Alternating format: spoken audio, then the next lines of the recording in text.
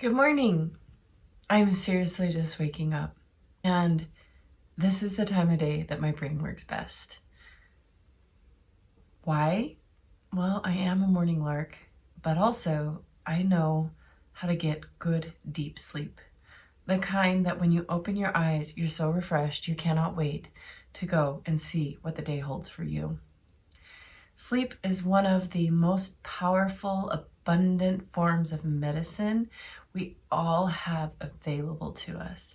And whether you're using it correctly or not, it's going to make or break your life. In fact, when they invented light was the first time that man could work all night long. And so we did. We found out quickly that the people who worked the graveyard shift died 10 years earlier on average than most people. That's why it's called the graveyard shift. Don't give yourself a natural graveyard shift. Know how to sleep with nature. So Nako Bean and I are here this morning, straight out of bed, to talk to you about the importance of sleep. You spend almost 1/3 of your life asleep, if you're doing it right. So this obviously has to be an important factor in the way that the mind and the body works. I think about sleep as the reset button. And if I don't get my reset button, I get awfully grumpy. And it wasn't always this way. At one point, I was that teenager, that child that would prefer to stay up all night because it was a form of rebellion against what my parents wanted me to do. However, later on, as I became older and wiser and also more frail, I experienced issues in my body like adrenal fatigue and back pain that required that I take a look at the habits I had built around my lifestyle. One of those habits was staying up past certain hours, way past certain hours. And it wasn't until I applied sleep continuously for a certain amount of time that I really experienced the change, not only in the pain and conditions that I had acquired with my age, but also with the way that my brain worked, the way that my body looked. I lost weight, my skin cleared up. These could also be attributed to the other simple changes I was making, like drinking more water and eating clean foods. However, time and time again, I have found that the people I work with and the people my colleagues work with, and just most people, when they apply the sleep factor and they do it well, they start to get better.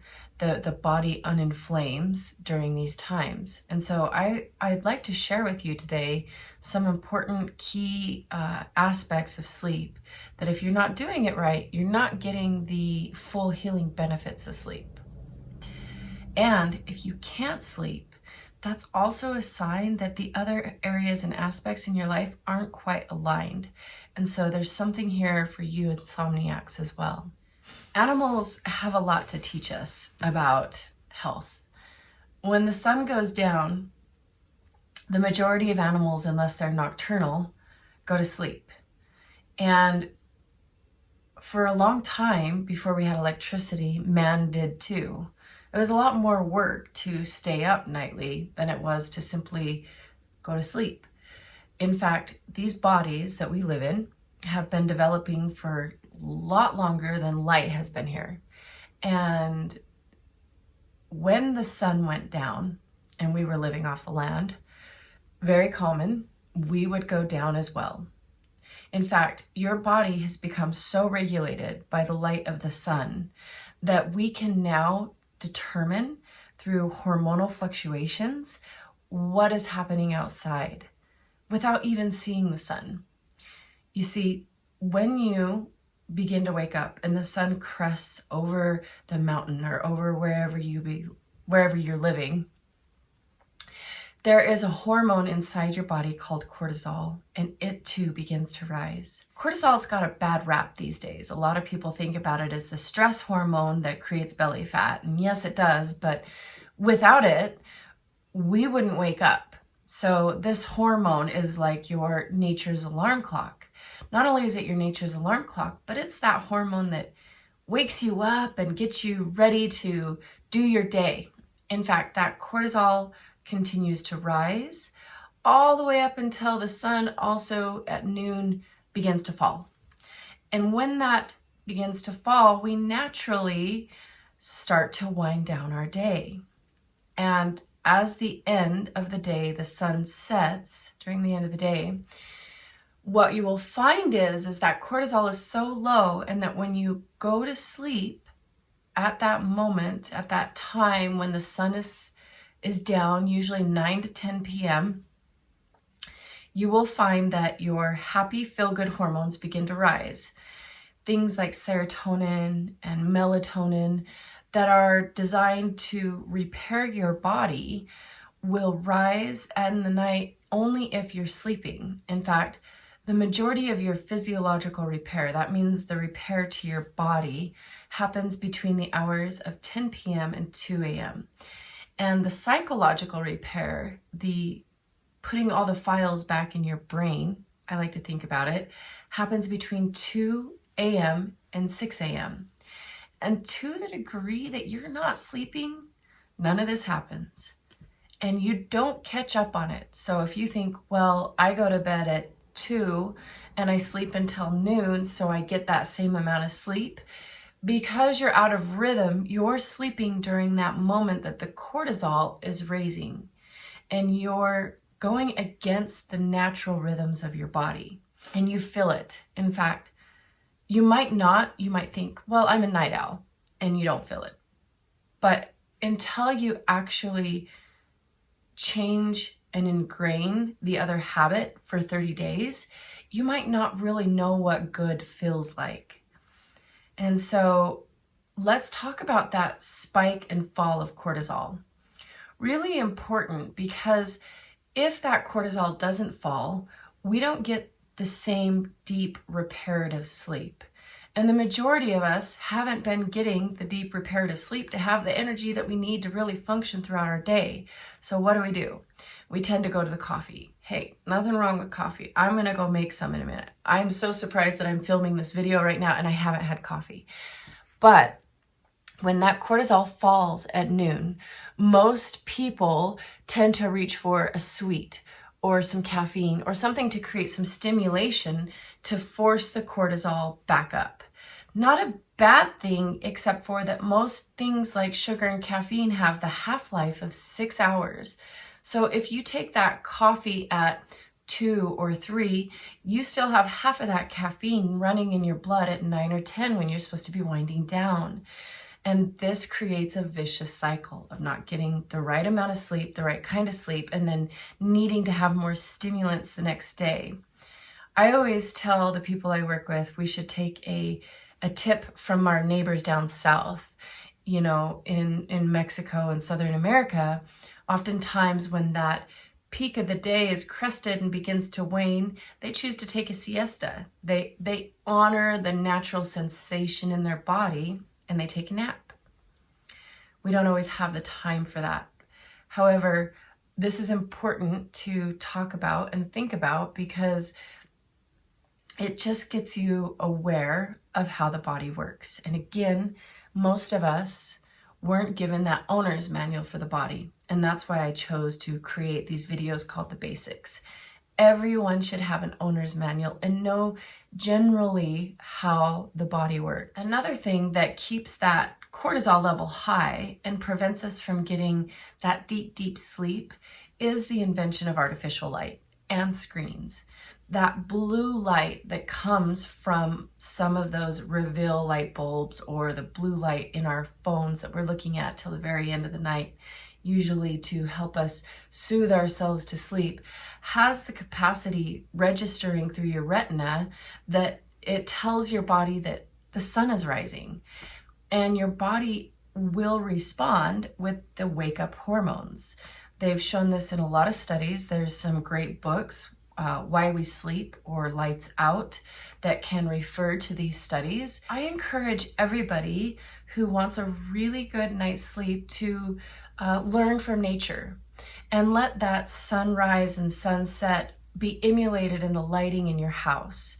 So something that's nice is salt lamps. Salt lamps or candles are usually the main form of lighting in my home. after 8 p.m. or depends on it. Summertime, we go a little later. And this isn't all the time. Sometimes we get a little wild.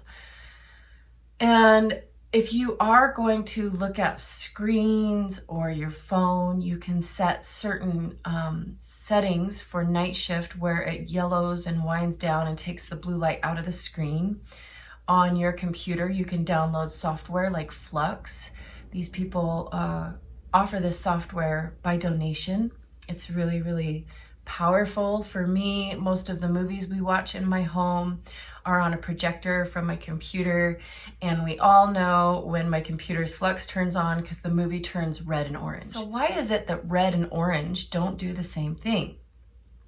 Well, if you think about the light that we are used to seeing for millions of years, it would have been firelight, and that's the color of the firelight. So try to emulate that in your home after the sun has gone down. Create the firelight, and you can also do the opposite. Wake yourself up at or just before sunrise and turn on the brightest light in your house that you can to stimulate sunrise, to stimulate cortisol. You can actually flip your rhythms. From going to bed late for so long, these hormonal rhythms that you've seen in this chart and on your screen can and will change.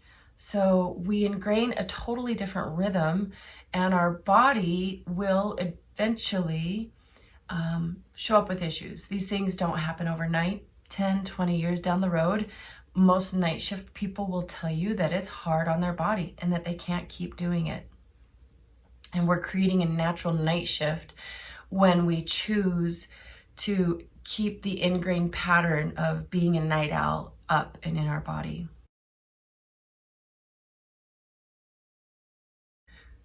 So using light to your advantage and to re-entrain a new pattern and really challenging yourself, you know, just like the other challenges I give with water and food, I suggest bringing out a calendar for 30 days and telling yourself, you know, at 9 o'clock, we go to bedtime lighting.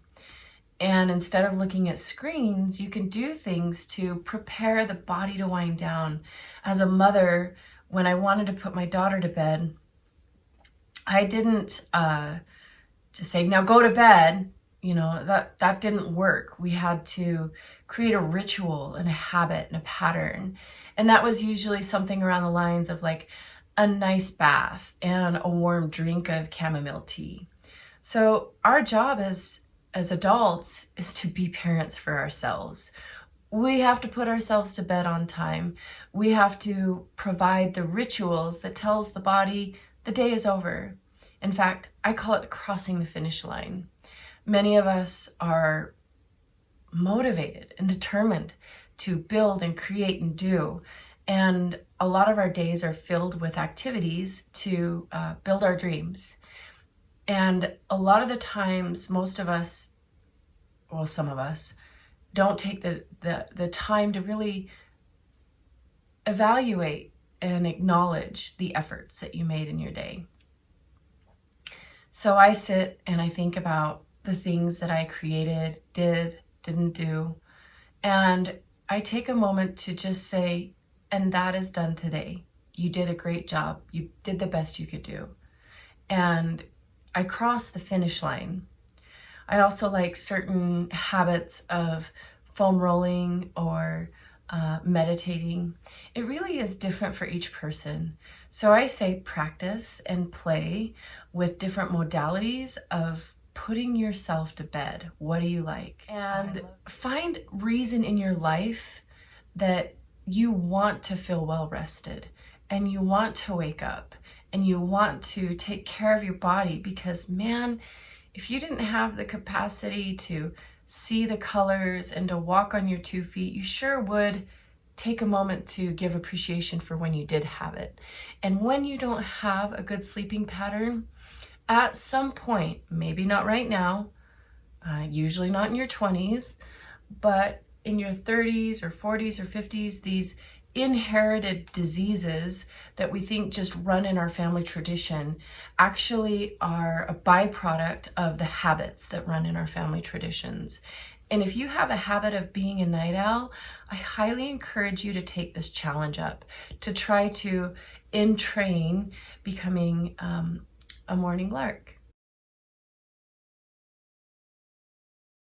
Insomnia is a byproduct of an imbalanced lifestyle. It is a byproduct of entraining yourself to stay awake. So even if you have been doing that and you take up the challenge and you lay there at 10 o'clock and you say, I did all those things that Nicole said, I turned out my lights and I ate all the right foods and I'm breathing and I'm still not going to bed, then as you're in training, we can call in some plant allies. We can use some herbs to support turning our nervous system down. Some of my favorites are chamomile or lavender. These are nervines. They're teas that turn the nervous system down. And drinking that cup of chamomile tea reminds my body as a rhythm that we're going to be going to bed, but there's also a medicine in there that supports my body in winding down. If you need something a little bit stronger, moving to an herb, a tincture called passion flower.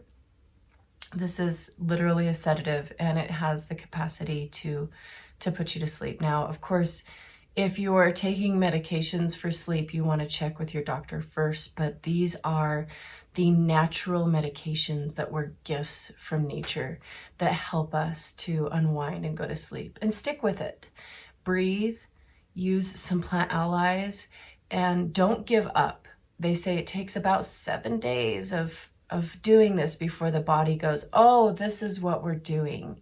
You're going to sleep. And if all of those things don't work, then start forcing yourself to wake up around 5 a.m. I know it's not forever. It's not what you have to do all the time, but giving yourself that lack of sleep in the front half and not sleeping in is going to make you tired and you're going to want to go to bed at 10. So good morning, and hopefully this video will help you have good nights. Lots of love to you all. Now get some sleep. I seriously am just waking up. So I'm getting my water in.